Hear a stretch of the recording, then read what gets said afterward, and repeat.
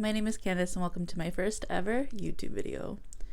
A little bit of background on me and why I'm starting a YouTube in the year of 2026. I am a fiber artist and I make work that looks like this. So if this is your vibe, please hang around because I'll be showing some of my thought process and how I work on my art. I might even do some light tutorials here and there if some of the techniques I think might be interesting to hear.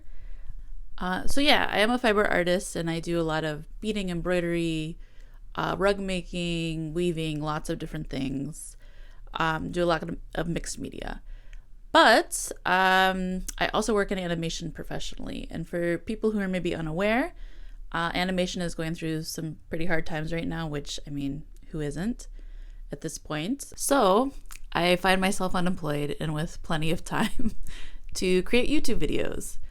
So that's part of the genesis of why I'm finally doing it. Lots of time, lots of creative energy, and you want to do something with it and share your art. So here we go. My hope for this channel is to be kind of like a video diary type hangout type of thing, and then to also be able to document my work process and also be able to get my art in front of more eyes. So that's my hope, and we'll see how it goes.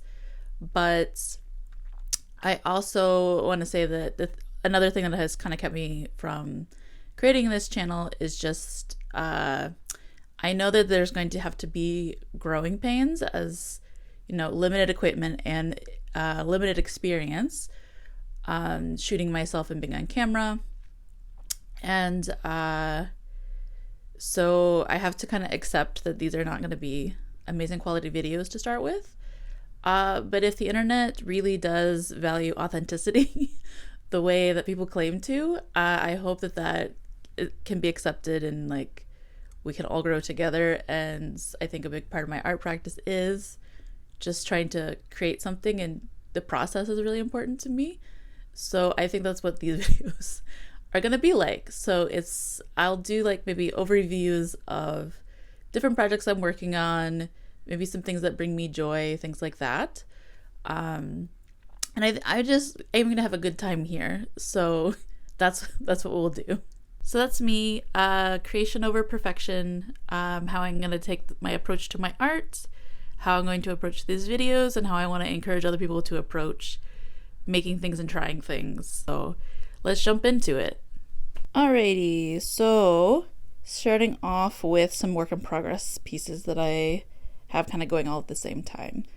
So if you know me, you know I always have a million different projects ongoing just to be able to, shift in and out of things. It's always nice to keep things fresh and not get bored. So this is this really beautiful burlap bag that the brand of rice that my partner and I comes in. It's a really nice bag. It's even got a zipper and handles and just too nice to throw away. So what I've been trying to do with this guy is start doing a little bit of cross stitch on it. So my plan is, because these bags are at this point piling up because we are eating rice faster than I can possibly embroider, I'm gonna do, I think, different animals on them, starting off with a tiger because that's my partner's favorite animal. So I'm really enjoying it so far. I think it's looking really cool. I haven't really done much cross stitch before. And I'm kind of, I drew on this one eye and now I'm oh, I have to draw on the other eye. And I'm is this going to be symmetrical? Probably not. But I think there's some cool ways to kind of make this, I think, even more fun and interesting. Maybe fading in and out of the embroidery to show some parts of the logo and stuff might be cool. So we'll see how that goes. But I'm enjoying it so far, and this is the first project I wanted to show. And then behind it is kind of I'm also trying to do a little mosaic on a table that we have that was just a secondhand table, and we're trying to make it look cooler, but this is a little test pattern. Another background project I have going is stitching together all of these little scraps from, I do workshops with kids, so I have a bunch of this, I think it's just cotton muslin fabric but I got tons of scraps of it. So many scraps because I've taught a lot of workshops. So yeah, so the idea is to sew them all together and then have a little interesting surface to embroider on. So I will show that periodically as I got stuff on it, but it'll be, you know, a very long process, so probably won't see very much progress for a while. Little update on this project. I am currently taking a break from stitching everything together. I think that's just going to have to happen in sections. It's like far too many scraps to do in one sitting. So I think what I'm doing with this is kind of a visual journal over the year, and I'm kind of starting off with this little butterfly here. And yeah, I think I'm just going to kind of, as images and thoughts pop up into my head, I will apply them, and I'm looking forward to having kind of like a looser plan for this one. But yeah, this is the update. It's just that I have started to do some like light embroidery in one of the corners. So yeah, that's it. All right, so I'm gonna jump into the project that I want to focus on for this video, just because it's the only one that I'll be able to show you from beginning to end. Time wise, the other ones are gonna take far too long, probably like the next year. So this is what we're working with to start with. It's just a dollar store canvas with some straws that I stole from A&W. Held good down. I started to paint them, but I think I'm probably going to add a few more straws. But the idea is that the straws will kind of hold some warp threads to be able to kind of weave in a slant and like a slope like that. We're back, and this is how it's looking. I attached more straws and finished the painting. So the plan of attack now is basically just to add the warp threads. And as you can see, because we have some length with the straws, let's see if we can, we will be hopefully able to have at least two layers of warp threads we can add into here. So I'll be weaving in a few different planes.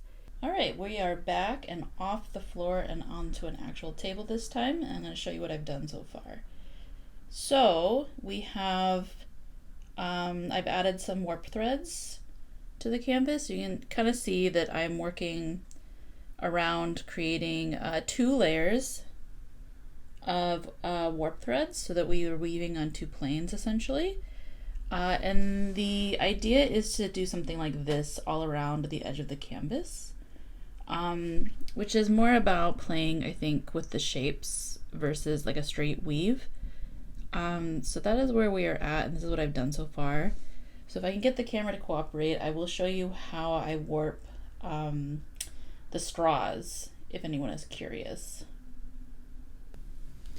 Okay, so not the best camera / lighting setup. Apologies for that. I am new to this, so hopefully that gets better over time. But showing you how I'm going to add warp thread to the straws. I have threaded a needle with some embroidery floss. I'm using 2-ply embroidery floss, which is basically just when they wind 2 threads together, so it's a little bit stronger. Alternatively, you could just use regular embroidery floss, just like a few strands. But I just find it a little bit more annoying to weave around because you're more likely to get stuck in between the different threads. So I will show you how I add this. So I am going to, wherever I'd like to start, I usually start on one of the corners. Find where I'd like to bring the floss up. Just stab it on through. And then because the needle, I think, is heavy enough, I can just kind of drop it and grab from there. And we have our first thread. So one thing you do want to keep in mind when you're doing this, you can just drop it back through there, like so. But one thing you're going to want to keep in mind as we are doing this is that you don't want it to be too tight that it's going to tear or be difficult to weave around, but you don't want it to be too loose either. I have made some of these a little bit too loose. and I'm suffering the consequences of that now. But ideally, your tension should be tight, but a little bit of give. Particularly, it depends on how you're going to be weaving. Okay, so for example, with situations like this where I am weaving chunkier yarn, it's literally this thick. I do want to give a little bit more room on the warp thread to be able to maneuver those chunks of yarn in there, create like riot knots, which is what this all is. So just give yourself, if you have planned ahead, if you are interested in trying this out at all, keep in mind what kind of yarn you're going to be using, because if you're using a heavier weight yarn, you're going to want to have more space to work in terms of tension. You want a looser tension. For these guys, it can be much tighter. I've actually made myself a very difficult time because I've chosen a very silky, hard to use yarn that is not really conducive to this project, but I liked the look of it. So that's where we're at now. But yeah, just note that in your head if this was something that you were interested in trying yourself.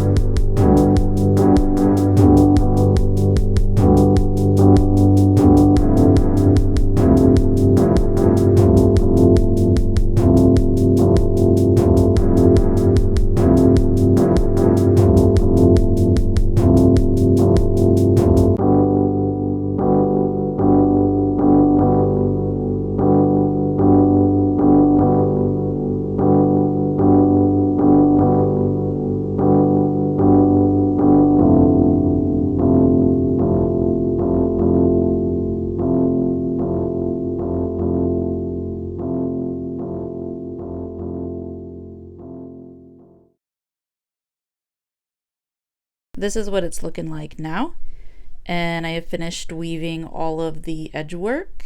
The color's not picking up quite how it does in person, so I'll definitely need to photograph this with better light at some point, but you get the general idea. And yeah, I'm just going to start applying transferring the design onto this, and I will get to beading here shortly.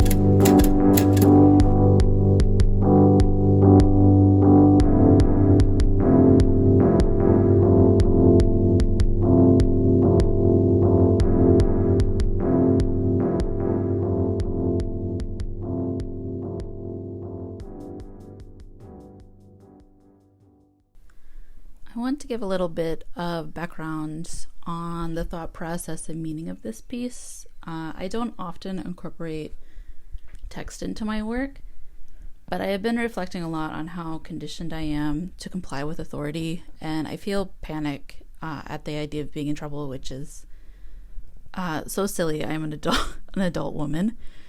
But I've really struggled my whole life with an enormous fear around the idea of me being annoying or upsetting people or being in trouble. But like, plot twist, being disruptive, being annoying is like the most powerful thing you can be in an unjust system. The only way to see the change is to upset the system. So I think that's why there's so much pressure put on us to comply and to see systems that are in place as just like the natural order of things, which is not true. So I'm really trying to build up my tolerance for acts of civil disobedience. And apologies, I've deleted TikTok now, so I can't look up the original creator, but I did see some videos a while back talking about how doing acts of civil disobedience is a lot like working out a muscle. You have to start small and work up your bravery. So as we've been watching, particularly in the last few years, even though this obviously dates back much longer, people have been targeted for activism, losing jobs, opportunities, legal status, being deported, being murdered. I've had to reflect on, like, what am I willing to risk in order to protect people with less privilege than me? And because I know at the end of the day, fighting fascism will require us to put our bodies and ultimately our lives on the line in a multitude of ways. So this is my personal motto that I have been repeating to myself when I need to be brave.